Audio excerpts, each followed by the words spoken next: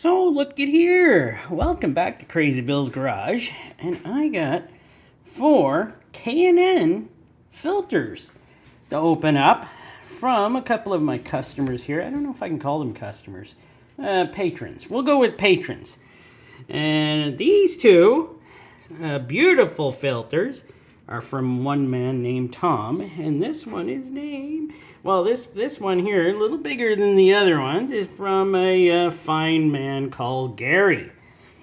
Now, Tom bought a whole bunch of these HP 1010s from K&N because he noticed he was actually buying them for his Mitsubishi Galant here with the 3.8 liter. But he noticed, hey, they fit his wife's Honda CR-V, so he bought like a box full of them. He never gets rid of cars. And, yeah, let's see here. Oh, there we go. Look at that. Technology. He bought, they worked out perfect. Well, now actually he drives his truck around, a small truck. So he doesn't drive the Mitsubishi as much. These are from last year's oil changes. He kept them at home. He kept them separate. He does that. He's a nice guy, though. So this one from his Galant with the 3.8 liter. It's a nice car. He's brought it here a few times. 7,400 kilometers on this oil change for this filter. And he uses 5W30 Pennzoil 100% synthetic. So he uses really nice oil. Now, for his wife's Honda CR-V, which is a 2020, the 1.5 liter turbo, and actually he doesn't change the oil in it until it actually gets down to about 20% on the meter. So he actually had 8,850 kilometers on this one. And on this one he uses 0W20 Pennzoil 100% synthetic, which is very nice oil too. And on Gary here, who likes to drive his car rough. And it is a 2017 Dodge Challenger 5.7 liter Hemi with the Scat Pack. And he's only got 5,300 kilometers on here, but he drives, he says he keeps his foot in it. I don't doubt it. He likes to go. He says since he's done that, now he's actually got to perform or get a new engine or perform a rebuild. So this was from him last year too. So let's see, 5W20 he uses Quaker State full synthetic on that beautiful Challenger.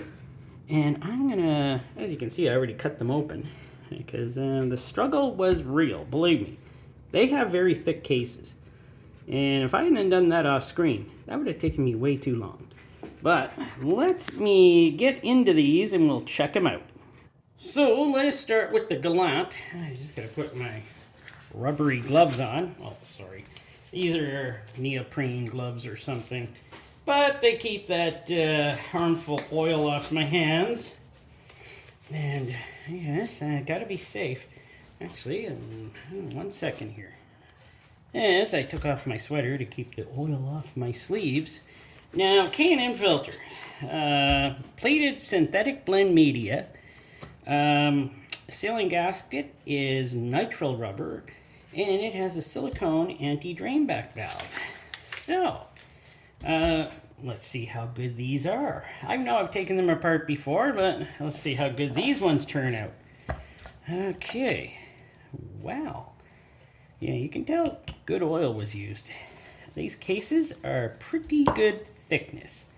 And now I don't want to do that. I actually want to shine my flashlight through there to see if there's any light coming through. I got my trusty flashlight and I'll take a look through here. I don't see anything. No, I don't see any light coming through there at all. I don't see any light, so that's probably a good thing. That probably sealed up pretty good. So, with the pressure on it, yeah, there's no light coming through, so that one looks like she worked out just fine. Anti-drain back valve. Silicone, so she's in great shape. And see here. Let me get my pink rag on the job here. Take a look at these and see how good they look. Well, as you can see, 7,400 kilometers in this filter. Man, well, she's starting to distort a bit there, isn't she? But otherwise, it looks okay. So, yeah, a little bit of distortion there. Can't wait to check out the Honda one. We'll see how good that one looks. So, let's go with the Honda one. Oh, she's not completely apart yet. We'll put that here. Put that there, and there we go. So, let us try shine the light through this one too. I'm guessing it'll be the same result with nothing coming through at all. Nah, there's no light coming through here at all. Let's do this. There's no light coming through here. Don't see any. So anti-drain back looks like they work. Let me do a quick test on this one since I took it off. Shine the light through here. Yeah, that release valve looks fine. Okay, now this one has a lesser weight of oil, so it probably flows better. Don't worry about this. This is from me poking holes in the anti-drain back so I could drain the filter better. But this one, with the 0W20, looks pretty darn good. See, this one, the oil is thicker. So it looks like it was pulling on it more and sucking on it more. Ooh. No, that's probably, that might be a piece of metal in there. Well, not to say the Hondas don't show metal sometimes. Yes.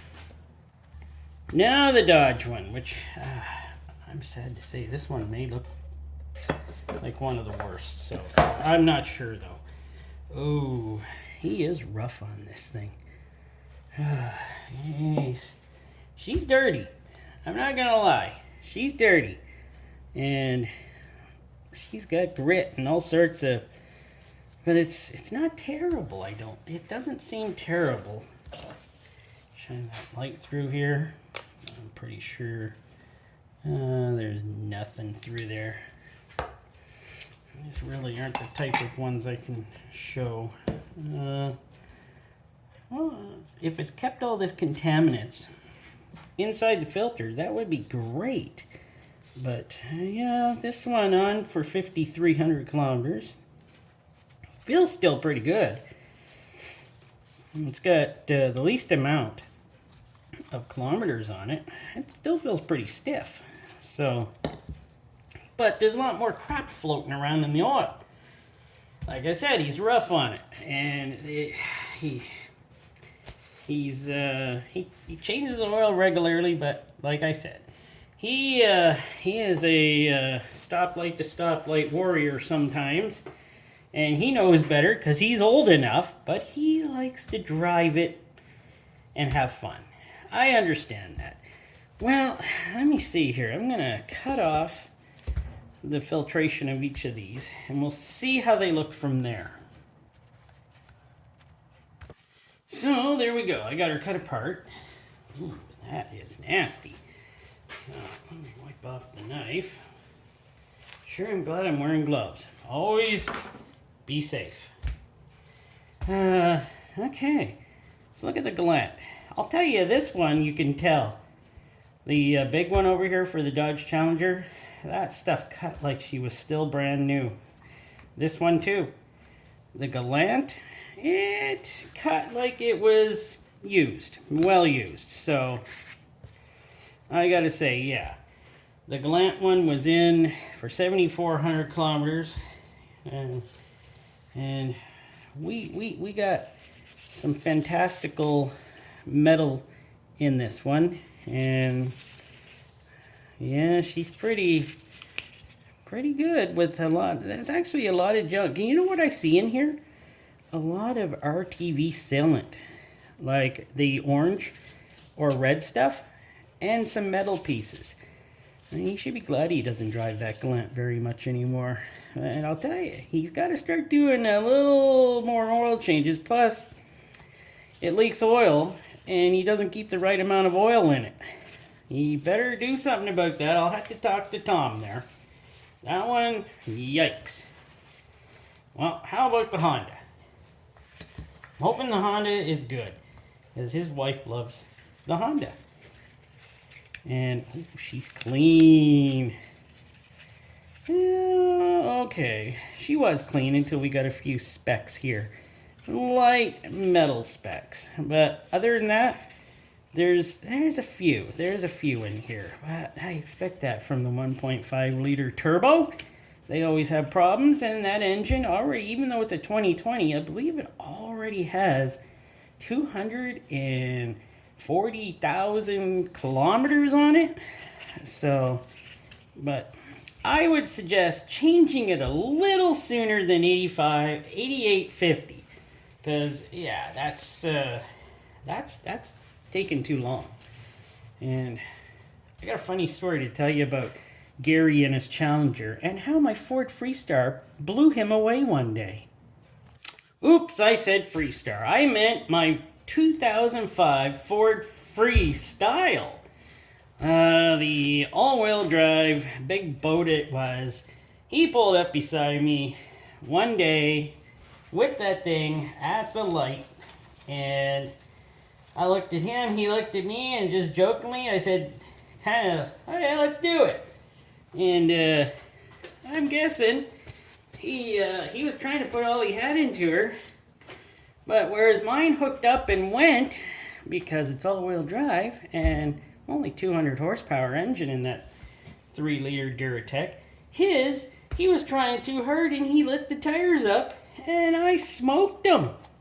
So I had a big laugh about that. It's kind of how I met him. So he's a fun guy. This one has metal, and he said it probably would. Oh, there's lots of metal in the valleys here. Wow. He's hard on that car. But he says he's planning on either a new engine swap or people and their money. Just take care of what you got, right? Oh, there's so much metal in here. This is unbelievable. I'm amazed it's even still alive. Actually, I don't know if it is. He doesn't drive it in the winter. So, who knows? Could be dead by now. I haven't talked to him in a little bit. Been like 2 months yet. I got this filter off of him, so. But yeah, I think that Dodge Challenger is gonna be in for a rebuild or a new engine or something like that, because this is the first time I think I've done one of these where every one of these has metal in the filter. That is crazy. So, what's it prove?